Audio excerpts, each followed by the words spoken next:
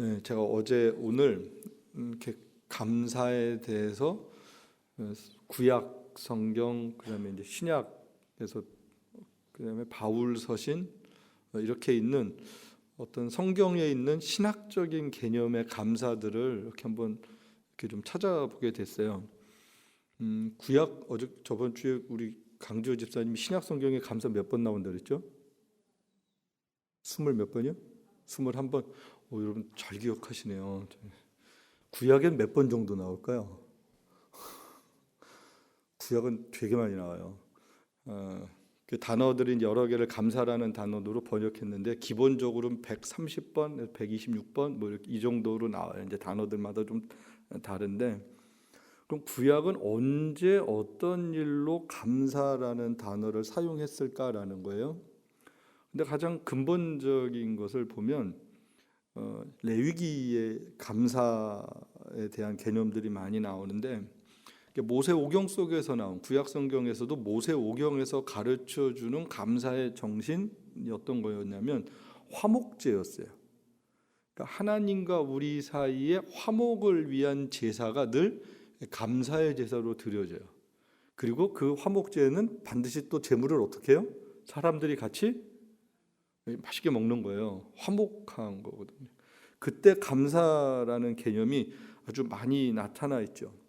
그럼 하나님과 화목하게 되는 비결이 뭐였어요? 성경에서는 화목할 수 있는 게 뭐예요? 제일 근본적인 거 우리가 그냥 생각하면 이렇게 용서, 제사 이걸 생각하는데, 그 제사나 용서를 드릴 수 있기 위해서는 뭐가 선행되어야 해요? 죄요? 그거보다 더 먼저 죄를 죄로 알기 위해서 뭐가 있어야 되죠? 법이 있어야죠. 법이. 죄인인지 아닌지는 법이 있어야 되잖아요.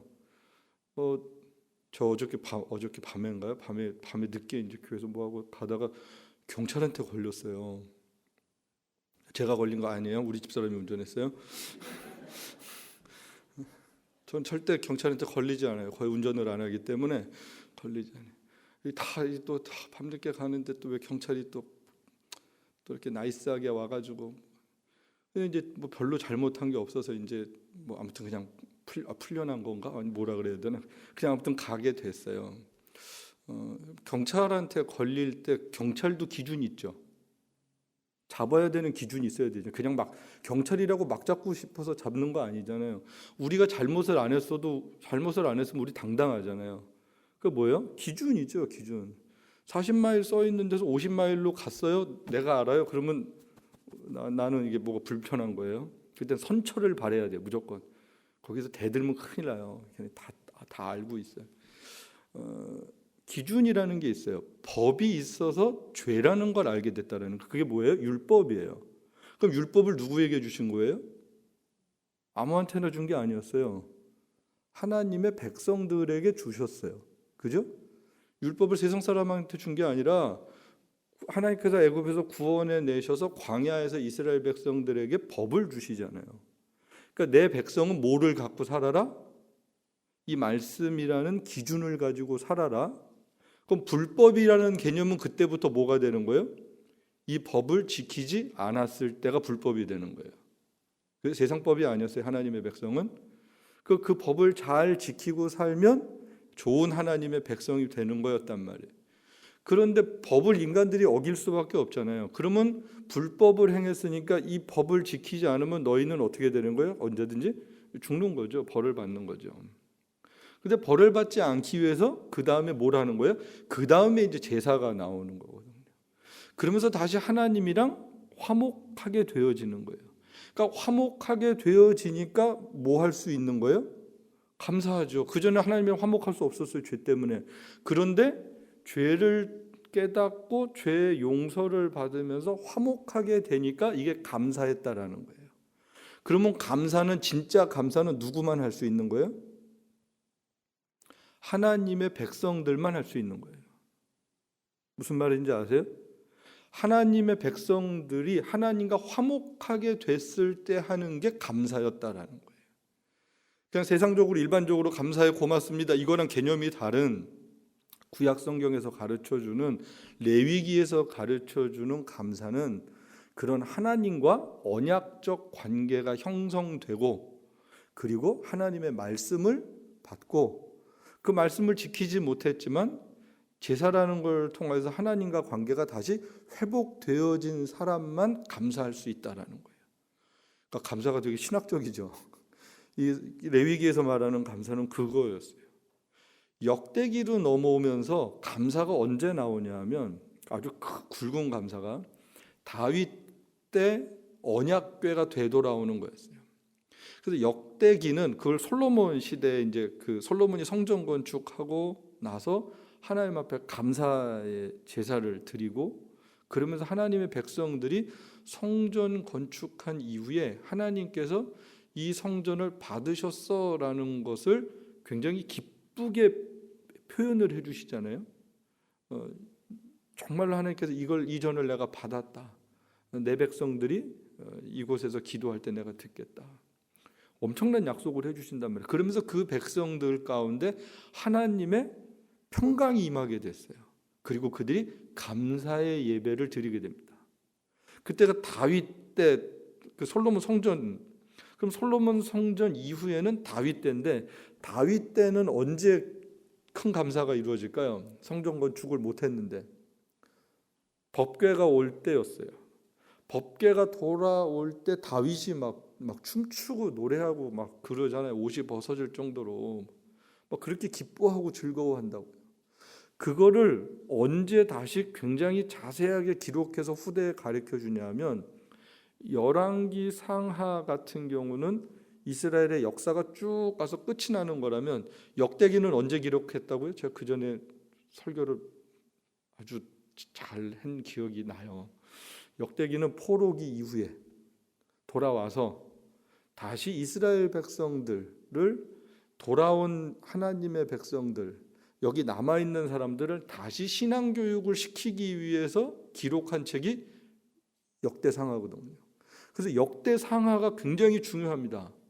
작자 미상이지만 제가 볼 때는 에스라거든요. 그러면서 성전에 올라가는 노래나 역대기를 에스라가 기록을 해서 그걸 가르쳐, 족보부터 나온다 그랬잖아요. 그러면서 그 족보부터 시작을 해서 역사를 설명하면서 언제를 굉장히 하이라이트처럼 설명을 해주냐면, 오베데돔에서부터 다윗 언약궤가 돌아올 때 다윗이 얼마나 기뻐하고 즐거워하면서 하나님과의 언약궤라 그러잖아요. 언약궤. 예? 그 궤의 이름 자체도 언약궤라 그런다고. 하나님과 우리와의 약속이 있는. 그러니까 그 하나님과의 약속된 백성으로서의 의미가 회복되어지는 거거든요. 그럴 때 굉장히 기뻐하죠. 그래서 구약에서의 감사란 하나님과의 언약 관계가 기본이에요. 하나님의 선택이었어요. 하나님의 선택. 하나님이 우리를 선택하셨어. 그게 기본적인 감사의 내용이었고, 그 선택을 후대 사람들이 저 과거를 돌이켜보면서, 아, 우리에게 약속하신 하나님이야. 그리고 그 약속을 하나님은 어떻게 하셨다? 지키셨다. 그래서 하나님이 신실하시다라는 얘기는 하나님은 약속을 지키는 분이야, 그 얘기거든요. 그냥 하나님 좋은 분이야, 나한테 잘해줘, 내 편이야, 그 개념이 아니라, 왜 내 편인 거예요? 그냥 무턱대고가 아니라 하나님이랑 나랑 약속했는데 나는 약속을 못 지켰어도 하나님은 지키셔. 하나님이 내가 자녀인 것을 하나님은 절대 포기하지 않으셔. 그걸 되돌리지 않으셔. 그 약속을 하나님은 계속해서 지키셨다라는 거예요. 나는 그 약속을 안 지켰음에도 불구하고 하나님은 어떻게 한 번도 포기하지 않으셨을까라는 것을 깨닫고 나서 오늘 고백했단 말이죠. 그리고 그것을 기록을 해서 그 다음 세대들이 이 역사를 보고 그 하나님의 신실하심을 찬양하게 만들었어요. 그러니까 과거와 오늘과 내일을, 구약 성경을 보면요, 과거와 현재와 미래를 한꺼번에 통으로 놓고 보고 있어요. 그게 예언서잖아요. 어떻게 보면 역사서고요, 오늘이라는 시간이고요. 여러분, 그 선지서들을 보면요, 왜 우리가 망했지라는 얘기를 해요. 지금은 왜 망하고 있지? 그럼 앞으로도 망하지만 망하는 게 끝이 아니라 반드시 어떻게 된다? 선지서의 끝, 돌아온다, 돌아온다, 회복된다. 그러니까 회복되어질 것을 어떻게 보면 당겨와서 감사를 해요. 나라가 망하고 어려움에도 불구하고, 선지자들이 고난 가운데 있음에도 불구하고 그 미래를 앞으로 당겨와요. 그러니까 망할 것도 예언이지만 돌아올 것도 예언이거든요. 그러면서 그걸 가져와서 오늘 찬양하고 감사를 고백해요. 그러니까 어떻게 보면 미래의 감사를 오늘 하고 있는 거죠. 그게 구약 성경의 선지서들 가운데 나타나는 감사예요. 그래서 시편, 시가서들에 나오는 감사들을 보면 136편 같은 경우에 이제 대표적인 감사신데 뭐라고 되어 있어요? 여호와께 감사하라. 그는 선하시며 인자하심이 어떻다? 영원하다라는 것을 써요. 시제를 영원이라는 걸 써요. 영원은 시작도 끝도 우리가 모르잖아요. 계획도 하나님이 하셨고 마무리도 하나님이 하시는데 그 가운데 있는 언약 백성들은 늘 그 하나님의 선하심을 맛보고 살아가는 거다라는 거예요. 그게 인자라는 단어였고 그게 헤세드라는 거였어요. 그리고 그 하나님은 모든 신위에 뛰어나신 분이야. 세상에 이스라엘 백성들이 자꾸 이방 나라에 기웃기웃거리는 게 그 신들 때문에 잘 산다고 생각을 해서 기웃기웃거렸던 거거든요. 눈으로 보면 잘 사니까. 그런데 그 신들보다 뛰어나신 분이야. 그래서 그 다니엘 같은 경우가 이제 쭉 나오는 예언서들을 보면 에스겔의 그 성전 환성이라든지 다니엘의 어떻게 보면 그 뭐 제국들에 대한 환상이라든지 이런 걸 보면 앞으로 되어질 일들에 대해서 하나님께서 그림처럼 보여주신 거거든요. 그러니까 어떻게 보면 참 어려워요. 본 거를 글로 쓰려니까 어려운 거거든요. 요한계시록도 그렇고 봤어요. 본 거를 이렇게 본 거를 보여주면 좋은데 본 거를 쓰려니까 사실 그 후대 사람들이 생각보다 쉽지는 않죠. 그 사람들은 본 거예요. 그 환상을 영화처럼 본 거란 말이에요. 그러니까 그걸 세세하게 이렇게 기록을 해놓죠. 그러니까 그 사람들이 소망을 얻고 위로를 얻고 감사할 수 있었던 것은 그 환상을 봐서 그래요. 그 약속을 봐서 그런 거예요. 하나님의 약속. 아, 이게 망한 게 아니구나. 야, 이게 망한 게 아니네. 이게 하나님의 계획 가운데 있네. 지금이라는 시간이 어려운 거지 궁극적으로는 망하지 않았다라는 거예요. 그러니까 괜찮죠. 지금 좀 힘들 수 있어요. 근데 한 3년 뒤에 괜찮아진다 그러면 괜찮죠. 지금 애들이 속색이에요. 근데 한 3년 뒤에 애들이 착해진다 그러면 참을만 하죠. 우리 그 믿음이 없어서 애들을 보면 화가 나는 거거든요. 저놈이 어떻게 될까. 근데 괜찮아요. 여러분들을 보면 애들도 괜찮아질 것 같지 않으세요? 우리도 지금 괜찮아졌잖아요. 우리 애들도 괜찮아질 거예요. 너무 걱정하지 마세요. 우리 애들이 우리보다 못하지 않아요. 요즘 애들이 훨씬 더 똘똘하고 괜찮아요. 제가 가만히 보면 너무 다음 세대들을 향하여서 부정적인 이유가 하나도 없어요.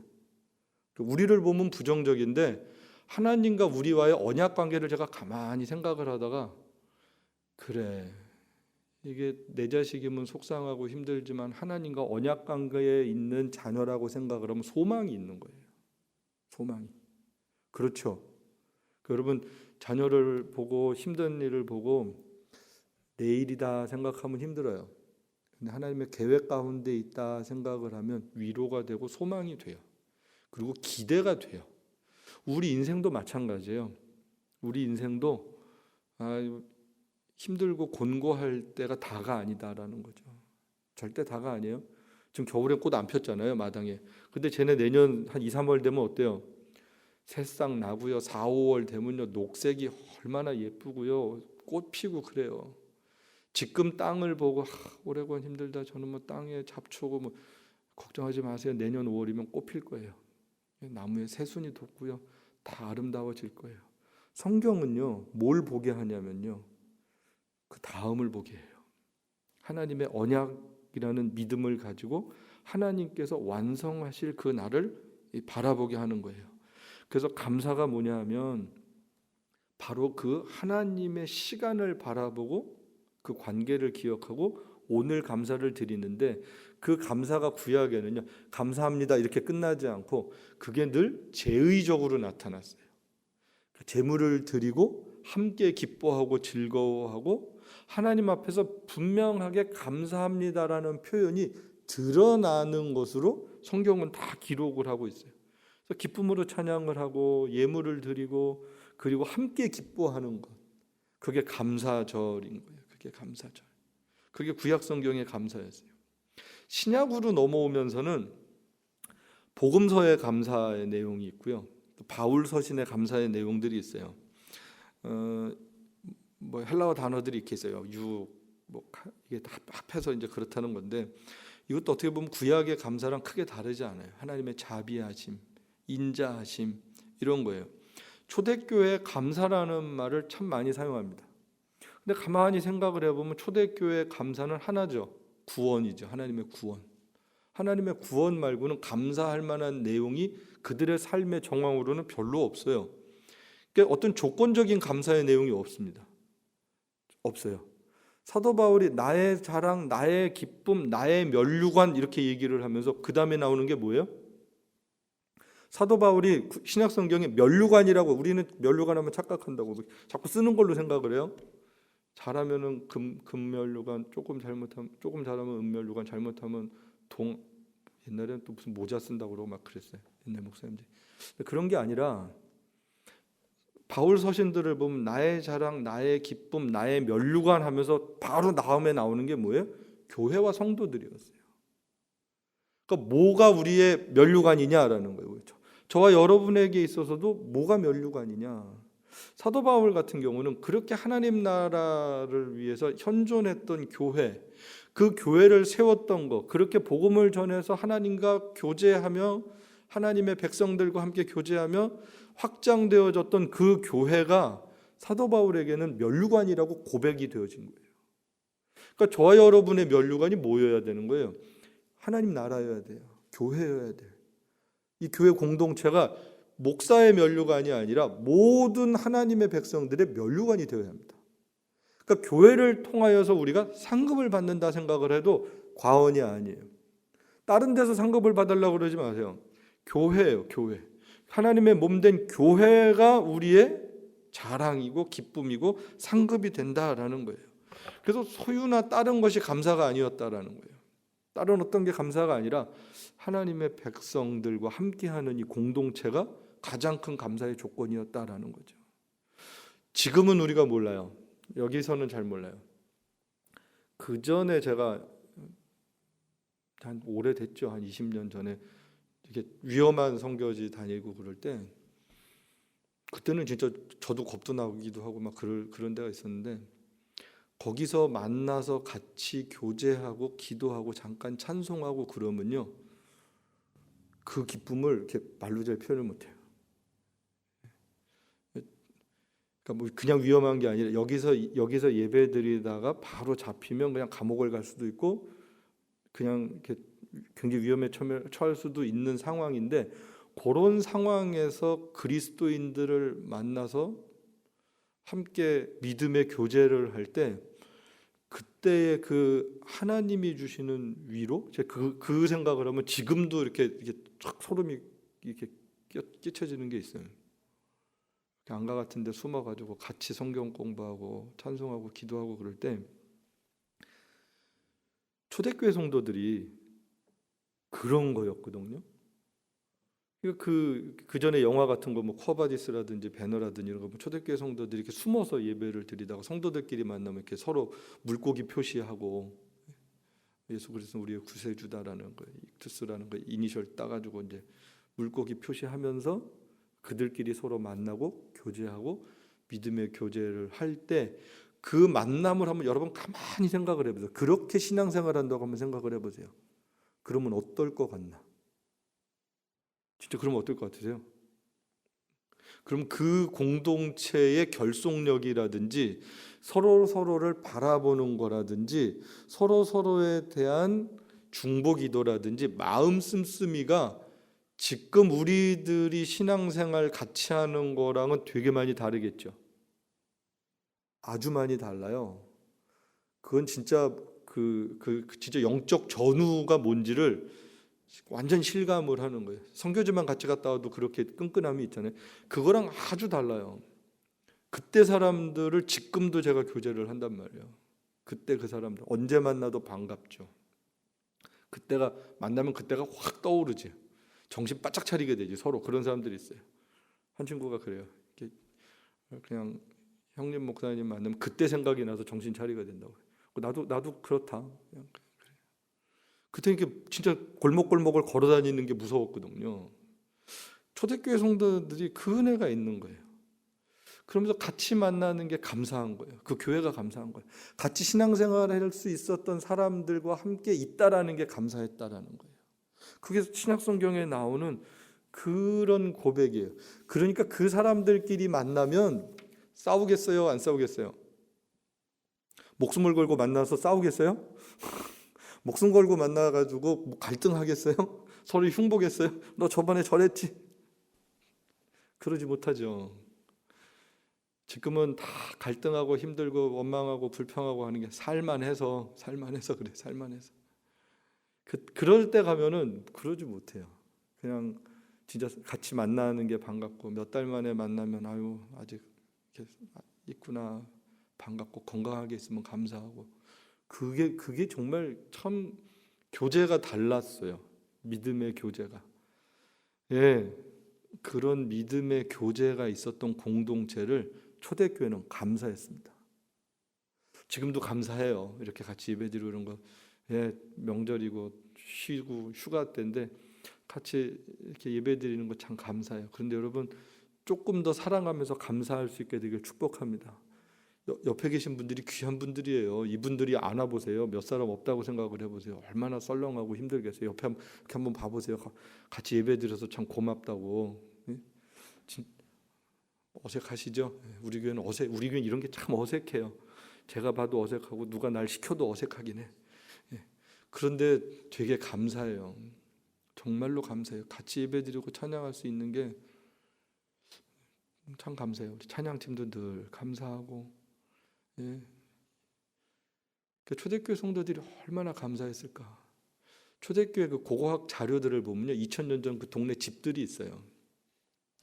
어떤 집들을 개인 집들을 담을 헐어요. 그래서 조금 큰 공간을 만들어요.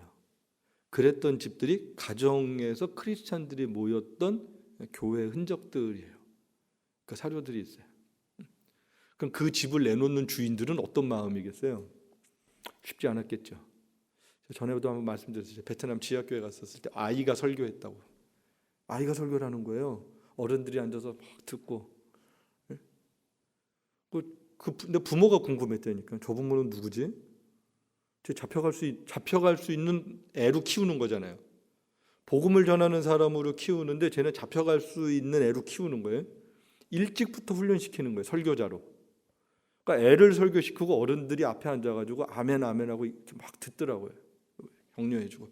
그러고 그다음에 다시 이제 또 목사님이 설교하셨는데 그 전에 애를 훈련시키는 걸 보고 제가 깜짝 놀랐어요.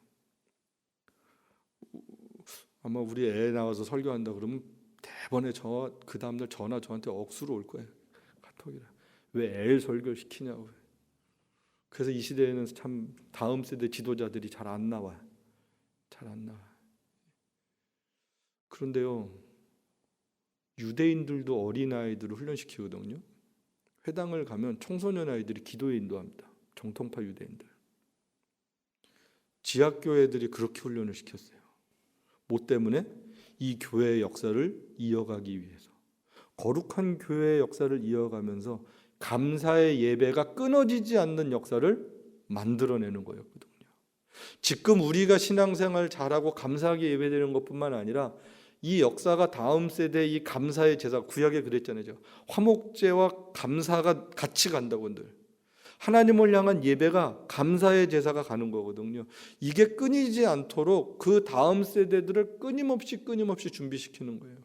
추수감사절의 구약적인 유래가 초막절이잖아요. 초막절이 뭐 하는 거예요? 유대인들이 나가가지고 광야에서 살면서 부모가 자식에게 역사 가리키는 거였거든요. 하나님의 역사. 다른 거 안 하고 역사 가리키는 거였어요. 하나님의 역사 가리키는 거였어요. 그래서 이 신앙이 유지될 수 있도록, 이 하나님과의 언약적 관계가 흐트러지지 않도록 그거 가리키는 것을 하는 게 초막절이었는데 이스라엘 백성들이 그거 안 해요. 뭐 때문에 안 했는지 모르지만 먹고 살기 위해 바빠갖고 안 했는지 아무튼 안 해요. 지금처럼 아무튼 잘 안 했어요. 그런 신앙교육을 애들한테. 망했죠. 결국은 그게 망했다라는 거예요. 감사의 제사를 상실하고 언약적 관계를 상실하면 그 역사 망하는 거예요. 그런데 은혜를 입으면 다시 그 역사를 이어가기 위해서 몸부림을 치는 거예요. 초대교회 성도들이 자기 집을 헐어서 교회로 만들고, 지하교회 성도들이 자기 자녀들을 지도자로 헌신하고 드려주고 어려서부터 훈련시키고 그러면서 그 역사를 감사의 예배의 역사를 끊임없이 이어갔다라는 거죠. 예, 오늘 본문을 보면 사도 바울의 감사를 제가 하나를 소개를 했어요. 지금까지는 구약에 있었던 거 그냥 개론적인 거를 쭉 말씀을 드렸다면 사도 바울이 어떻게 평생 감사하며 살 수 있었을까 했을 때 디모데전서 오늘 본문의 말씀이 이렇게 떠올라요. 자기 고백이거든요. 뭐라고 시작을 해요? 1장 12절에 나를 능하게 하신 그리스도 예수 우리 주께 내가 뭐 한다? 감사하는데 감사의 이유가 뭐예요? 그 다음에 나를 충성되이 여겨 내게 직분을 맡기셨대요. 사도 바울이 충성되어서 직분 맡겼어요? 아니죠. 주님이 언제 부르셨어요? 예수님 핍박하러 다닐 때 부르시잖아요. 네가 나를 왜 핍박하느냐? 잘 모르 하나님 앞에 잘 헌신되지 않았을 때였어요. 그런데 내가 너를 택했다라고 이야기를 합니다. 뭐를 위해서? 이방인의 사도로 너를 택했다라고 얘기를 해요. 그런데 사도 바울은 충성되이 여겼다. 나에게 믿음을 주셨다. 하나님이 나를 신실하게 하셨다. 그리고 하나님께서 나에게 직분을 맡기셨다. 그러면서 그렇게 고백을 하죠. 내가 전에는 누구다? 비방자고 박해자고 폭행자였는데 도리어 긍휼을 입은 것은 믿지 아니할 때 알지 못하고 행했다. 믿지 않아서 못해서 잘 모르고 행했을 때 하나님께서 나에게 긍휼을 주셨다. 그래서 주의 은혜가 예수 안에 있는 믿음과 사랑과 함께 넘치도록 풍성하다라고 이야기를 합니다. 그러면서 죄인을 구원하시려고 세상에 임하셨다 하면서 내가 죄인 중에 괴수다. 자기 고백을 하는 거예요. 그리고 내가 긍휼을 입은 까닭은 예수께서 먼저 오래 참으셨다. 주를 믿어 영생 얻은 자들에게 본이 되게 하려고. 바울 서신들에 보면 자기의 사도직을 변론하는 것도 많고 바울 같은 경우는 늘 유대인들이 핍박을 하고 다니니까 시작은 늘 뭐예요? 내가 예수 만났다. 나도 사도다. 다메섹에서 예수 만났다. 자기 변증을 해요. 늘. 다메섹에서 만난 예수를 변증을 해요. 그런데 이 디모데전서 1장 12절 17절은 예수 그리스도께서 나를 택하셔서 이 이야기도 있지만 그 이전에 내가 어떤 사람이었다라는 자기 고백을 하는 거예요. 내가 죄인이었다라는 이야기를 하는 거예요. 나는 원래 이런 인간이었어 라는 얘기를 하는 거예요. 우리는 이 얘기 잘 안 하거든요. 내가 원래 나쁜 사람이었어, 죄인이었어 이 이야기 안 하고 나 과거에 잘 나갔어 이 이야기 한단 말이에요. 그렇죠. 그 얘기 하고 싶단 말이에요. 늘. 나 과거에 잘 나갔어. 나 이렇게 우스운 사람 아니야. 그 얘기를 하고 싶은데 사도 바울은 나 잘났어 얘기를 안 하고 오히려 내가 죄인 중에 괴수였어. 내가 핍박하고 살았어. 그랬는데 주님이 나를 참아주셔서 오래 참아주셨어. 그리고 나 같은 사람도 사도가 될 수 있다라는, 나 같은 사람도 은혜를 입을 수 있다라는 것에 대해서 그냥 본을 보여주시기 위해서, 하나님의 은혜와 사랑의 본을 보여주시기 위해서 하나님이 나 같은 사람도 택하셨어. 이 이야기를 하고 있어요. 바울의 감사가 어디에 있냐면요, 자신의 장점을 이야기하는 게 아니라 자기의 단점과 약점과 죄인됨을 고백하면서 감사의 제목을 놓치지 않고 있습니다.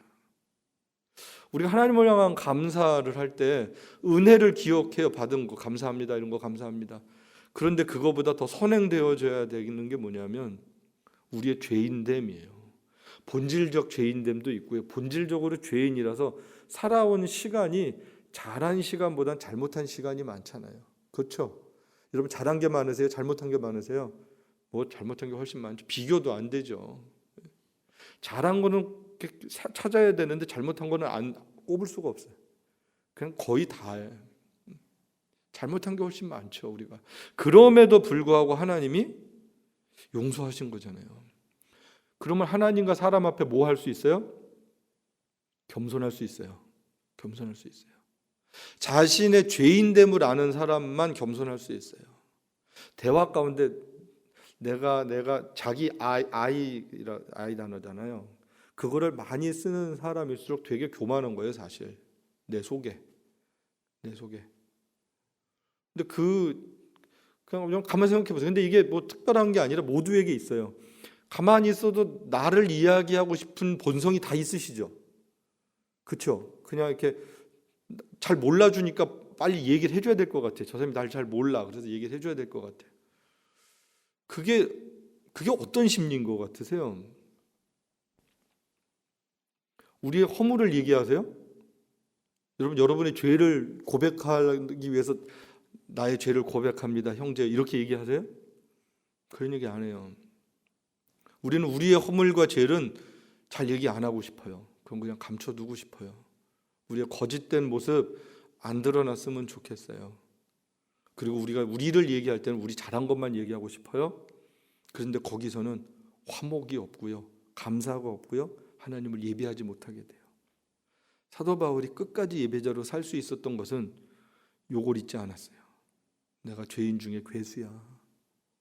내가 하나님 몰라갖고 정말 못된 짓 많이 할 때 하나님이 나를 찾아오셨어. 그거 하나를 안 놓치고 있는 거거든요. 그거 하나를 안 놓쳐야 다른 사람들과의 관계를 정말로 화목의 제사로 살 수 있어요. 화목의 제사로. 그래서 저와 여러분이 하나님을 감사하다라는 게 뭐로 나타나야 되느냐? 화목함으로 나타나야 돼요. 하나님을 향한 감사는 우리의 구체적인 감사의 최고의 열매가 뭐냐? 화목함이에요. 아마 여러분 내년에는 화목이라는 단어를 정말 많이 들으실 거예요. 말씀 가운데.